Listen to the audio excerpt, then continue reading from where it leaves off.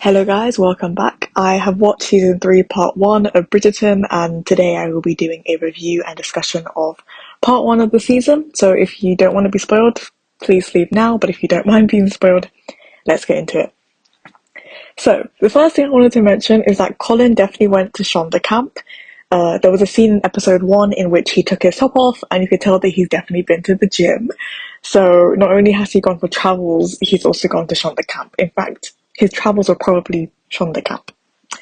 Second of all, the recap that I watched before I started season 3 had a lot of everybody else in it, which I think was a sign of what we were going to see in the first 4 episodes, because there's not really a balance between Colin and other characters. Like, you get a lot of Francesca, and then you get like a bit of Colin, and then a bit of Eloise, and a bit of Cressida, and then a bit of Lady Danbury, and it's like a whole mix, which was kind of a sign that there wasn't going to be a lot of screen time for our main couple.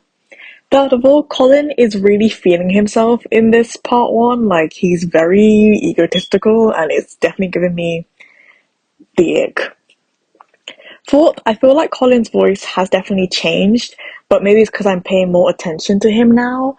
And with these voice changes, I'm not sure how I feel about it. Like, I feel like I can tell that he is acting, and I usually don't like when I can tell an actor is acting. It can be quite off-putting for me, but that's just my perspective.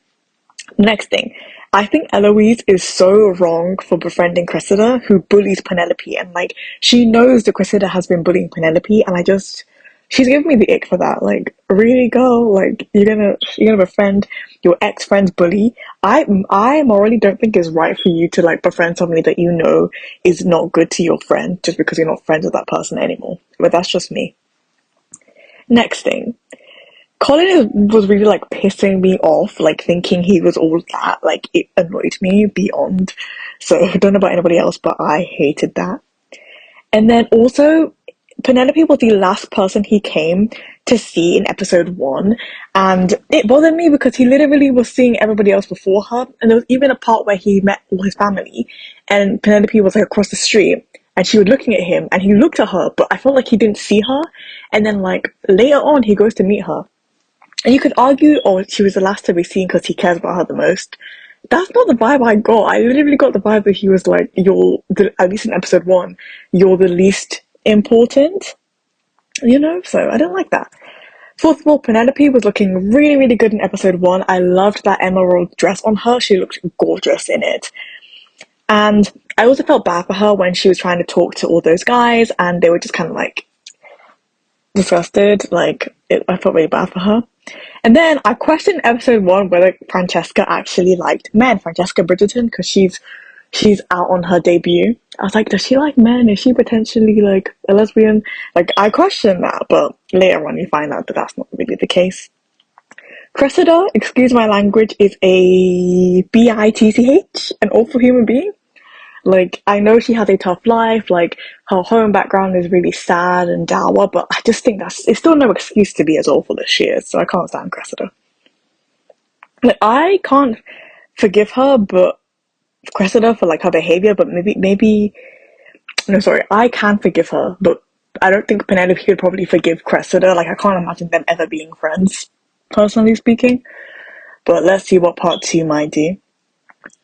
And then I felt like the end of episode 1, Out of the Shadows, with kind of Colin telling her that, hey, like, I'm gonna help you find a husband by teaching you stuff, is like real tropey.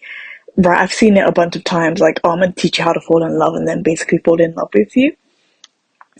And then Lady Whistledown papers get published after Penelope realized that Colin isn't that bad, because she basically published some stuff about him saying how he was an awful human being, and then she was like, oh no, like, he's trying to help me, and then she felt bad about it, and Eloise goes to confront her. And I was like, damn, like, Penelope's really got like some trauma she has to deal with, like, definitely some trauma that makes her behave this way. And then Colin says that he hates Lady Whistledown because of damage she's caused Miss Thompson in season 1 and Eloise. So that's going to be drama in part 2, I just know it. And then Eloise befriending Cressida was definitely out of pettiness and not kindness. So that's episode 1. I'm going to do episode by episode recap, so look forward to those as well. But that was Out of the Shadows and all my thoughts about that. Let's go.